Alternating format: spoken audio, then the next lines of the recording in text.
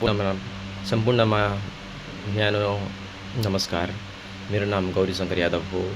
म नेपालको झापा जिल्ला अन्तर्गत दमकमा बस्दछु र म अहिले 24 वर्षको भए। म अहिले ब्याचलरमा अध्ययनरत एक विद्यार्थी हुँ र म अहिले बीबीएस 4th इयर पढ्दछु दमक मल्टिपल क्याम्पसमा। र म आजदेखि एउटा नयाँ बाटोमा हिँड्न चाहन्छु। नयाँ बाटो भन्दा पनि आफू बोल्दाखेरि आउने समस्यालाई लिएर र आफ्नो विकासको निमित्त म हरेक दिन आफूले एक दिनमा के गरेँ भन्ने विषयवस्तुलाई जोडेर र दिनभरिमा आज के कुरा इम्प्रुभ हिजोभन्दा आज के कुरा आफूले बेटर गरियो त्यो कुरालाई मध्यनजर गरेर र आफूलाई अझै कसरी इम्प्रुभ गर्न सकिन्छ र आफ्नो कन्फिडेन्स लेभल कसरी बढाउन सकिन्छ भन्ने विषयवस्तुलाई लिएर म हरेक दिन आफ्नो भन्दा पनि आफूलाई रेकर्ड गरेर र 1 वर्षमा या 2 वर्षमा कतिको चेन्ज हुनसक्छ र कतिसम्म चेन्ज गर्न सकिन्छ भन्ने मलाई लागेको छ र म त्यही कुरालाई मैले बुझेर वा सोचेर म आजदेखि पूर्ण रूपमा एउटा नयाँ युट्युब च्यानल खोल्दैछु। हजुरहरूलाई म बिन्ती गर्न चाहन्न कि त्यो युट्युब च्यानललाई हजुरहरूले सब्सक्राइब गर्नैपर्छ, लाइक गर्नैपर्छ। मलाई हजुरहरूले हेर्नुभन्दा पनि आफूले हेरेर आजभन्दा 2 वर्षपछि म कस्तो हुनेछु भन्ने विश्वासले मैले यो च्यानल सुरु गर्दैछु र मलाई सब्सक्राइब भन्दा पनि आफूलाई कन्फिडेन्ट बनाउनको लागि र बोल्दाखेरि अलिकति आफूलाई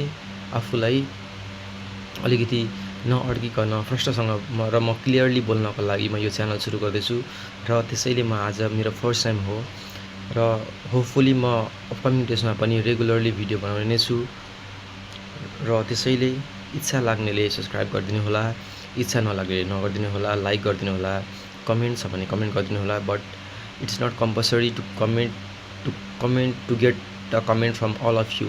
just watch and enjoy the video and hopefully we can enjoy the journey too. र अर्को कुरा, अहिले वर्ल्ड कप चलिरहेको छ। आज तपाईँको first semi final between France र स्पेनको हुँदैछ र मोस्ट प्रोबेबली मलाई के लाग्छ भने आजको खेलमा फ्रान्स विजेता हुनेछ।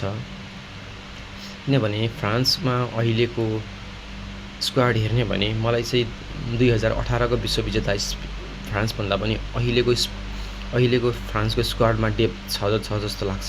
किनभने 2018 मा जुन ठाउँमा प्लेयरहरू थियो त्यो अलिकति उमेर पुगिसकेका प्लेयरहरू थिए। तर अहिलेको फ्रान्सको स्क्वाड हेर्ने भने तपाईँहरूले गोलकिपरदेखि लिएर डिफेन्स लाइनदेखि हेर्ने हो भने र मिडफिल्डमा हेर्ने हो भने र अर्को स्कोरिङमा स्ट्राइकरमा हेर्ने भने हरेक ठाउँमा तिखो भन्नु खोजेको 101 प्लेयरहरू छन्। र अर्को कुरा त्यहाँ मात्र होइन र रिप्लेसमेन्टमा पनि राम्रो छन्। त्यसैले मेरो प्रेडिक्सन चाहिँ मलाई के लाग्छ भने फ्रान्स अर्को राउन्डमा फाइनलमा पुग्नेछन् र स्पेनलाई हराउन सक्ला। तर त्यसको मतलब यो होइन कि स्पेन कमजोरी टिम हो, तर स्पेन पनि टेक्निकली बल पोजिसन राखेर खेल्ने टिम हो र त्यो टिममा पनि राम्रा मिडफिल्डरहरू छन्। पेड्रीहरू भए सपोज फर इक्जाम्पल, अर्को हाम्रो विङ्गरमा यामलहरू छन्। यिनीहरूले पनि राम्रो गर्न सक्लान् भन्ने उद्देश्यका साथ मलाई, तर पनि यो दुईटाको कम्पेरिजन गर्ने हो भने चाहिँ मलाई के लाग्छ भने फाइनलमा चाहिँ एक्स्ट्रा मिनटसम्म टाइम जाला र एक्स्ट्रा मिनटमा चाहिँ फ्रान्सले विनिङ गोल गर्ला भन्ने मलाई लागेको छ। धन्यवाद। अरू मलाई त्यस्तो के भन्नु छ भने र अन्त्यमा म के भन्न चाहन्छु भने मलाई यसरी भिडियो बनाउन, यसरी अलिकति बोल्न, मलाई हेल्प गर्न, यसरी बोल्नको लागि मलाई अलिकति प्रोत्साहन गर्नको लागि चाहिँ अरू कोही नभए मेरै साथीभाइहरूले मलाई अलिकति जहाँ आफ्नो कमी कमजोरी छ त्यहाँ आफैले सुधार्नुपर्छ। अरूले भनेको कुरा काट्ने मात्रै हो, अरूले तिम्रो कहिले पनि भलो चाहँदैन भनेर मलाई मेरा प्रिय साथीहरू रोनिस, प्रतीक, इङ्सु, साहिल सबै धेरैजना छन् होइन। अनि मेरो थुप्रै पनि क्लासमेट्सहरू छन्, मेरो बहिनी दिपा अनि अरू अब थुप्रै पनि छन् र हामीले आफूले आफूलाई नै बोलेर इम्प्रुभ गर्ने हो, चाहे समाजले जे भनोस् होइन।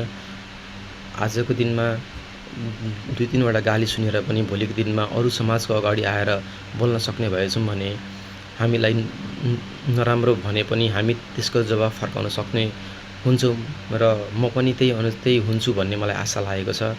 र यही भिडियो मार्फत म मेरो प्रिय साथीहरूलाई जो अहिले नेपाल बाहिर हुनुहुन्छ र नेपालभित्र हुनेहरू मेरो साथीहरूलाई पनि म एकदमै धन्यवाद टक्राउन चाहन्छु। धन्यवाद। र आज मेरो यो पहिलो दिन भयो मैले यसरी आफूलाई रेकर्ड गरेको र होपफुली म भोलिदेखि निरन्तर आफूलाई रेकर्ड गर्दै भिडियो बनाउने छु भन्ने आशा राखेको छु मैले पनि। र म अहिले दमाकमा व्यवसाय गर्दैछु र व्यवसाय गर्दा गर्दै कहिलेकाहीँ भिड हुन्छ, अलिकति समय नमिल्न सक्छ, त्यही पनि म आफूले सक्दो टाइम मिलाएर भिडियो बनाउँछु भन्ने मैले आशा राखेको छु। र भोलि मेरो BBS 4th इयरको एक्जाम चलिरहेछ। हिजोको मेरो 4th इयरको एक्जाम थियो, त्यो एक्जाम बिग्रियो।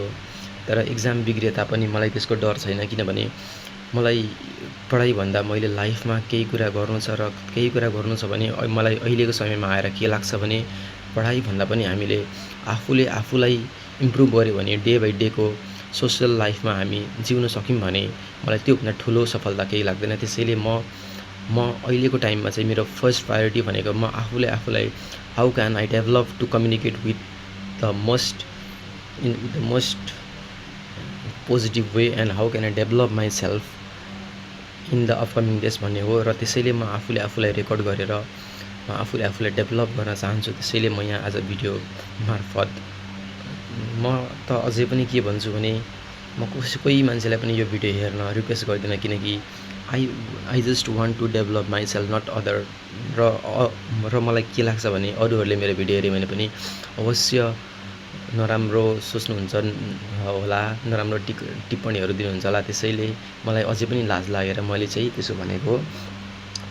त्यसैले पनि म यो भिडियो चाहिँ जति कमले हेऱ्यो उति राम्रो जस्तो पनि लाग्छ मलाई। त्यही पनि hopefully apart from that, hopefully I can improve myself and I can develop my voice to communicate with others properly. Thank you.